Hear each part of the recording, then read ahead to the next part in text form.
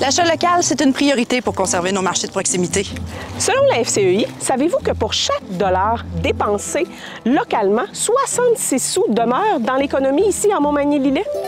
Avec cette série, ce qu'on souhaite, c'est de créer l'habitude de faire des achats locaux. C'est pourquoi nous sommes allés à la rencontre de différents producteurs de la région. Nous vous présentons aujourd'hui les trésors cachés de Montmagny-Lillet.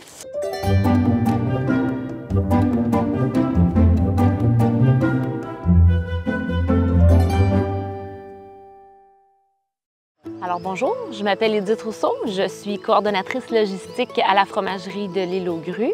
La fromagerie de l'Île aux Grues, c'est une fromagerie artisanale.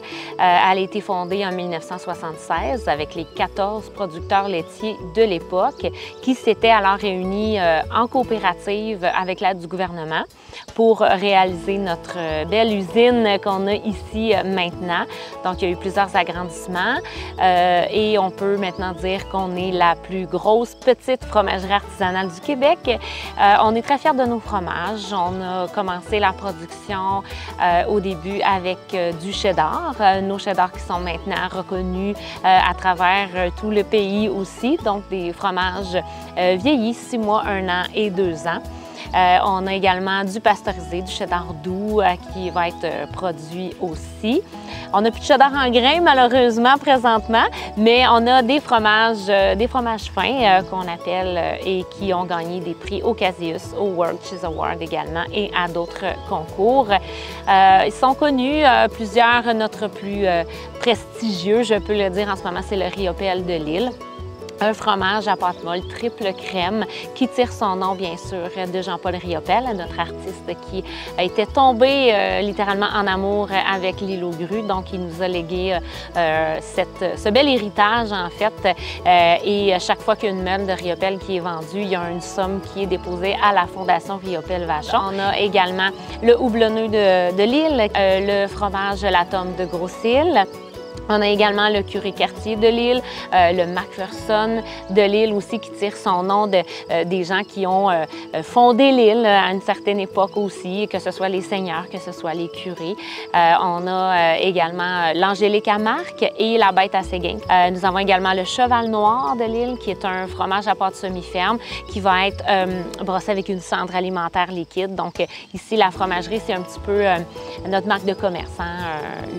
La façon dont le pâturage ici va avoir des goûts particuliers à cause des eaux saumâtres, donc, et en nourrissant bien entendu le bétail avec cette particularité du foin. Donc ça donne un goût particulier au fromage. La fromagerie, on vous offre un comptoir de vente en saison touristique. Donc on va avoir des heures d'ouverture qui vont permettre aux gens de venir découvrir nos produits. Et on a des grandes vitrines qui permettent aux visiteurs de voir la fabrication dans la section cheddar. En fait, nos employés vont vous faire des dégustations également. Vous allez pouvoir découvrir nos produits. Nous avons également la possibilité aux gens de se procurer des produits du terroir. Donc, on est un arrêt gourmand. Donc, c'est possible pour eux d'avoir le miel de l'Île aux Grues, entre autres. On a des mous de pommes, des produits régionaux, un produit qui va être très, très prisé des visiteurs. Et, entre autres, la fondue aux 3 fromages qui va être possible de venir souper avec dans le gazebo derrière moi, vous avez des fondus avec des baguettines, aussi de l'épidore de Montmagny.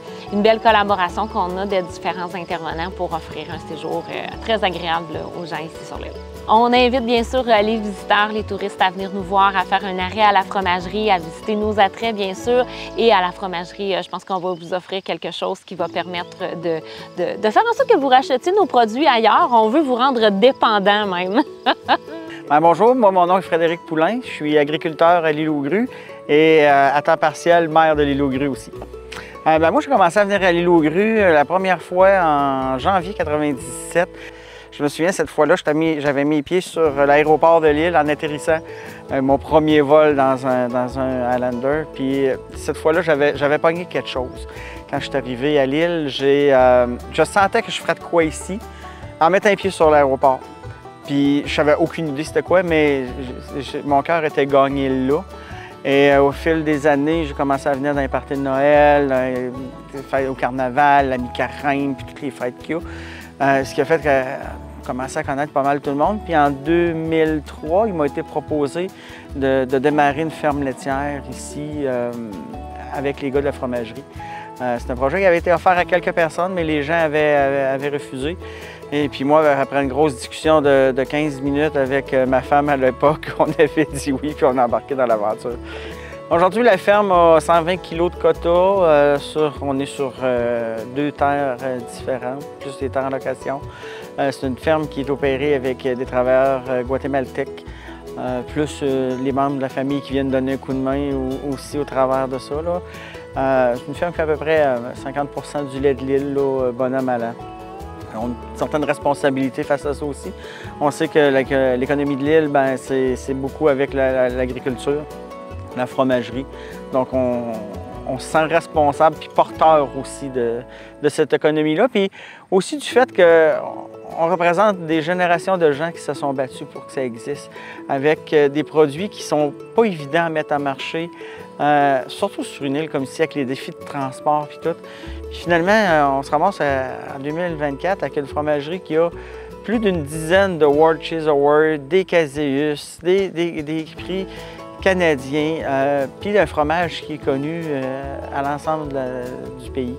Donc je pense que c'est une belle fierté, puis je pense que ça vaut la peine qu'on se lève chaque matin pour continuer l'aventure, puis continuer le combat pour la prochaine génération. L'île en tant que telle, c'est un territoire protégé. C'est une appellation d'origine contrôlée d'emblée. Personne ne pourra revendiquer d'avoir le lait de l'île aux grues puis d'avoir la façon de faire de l'île aux grues.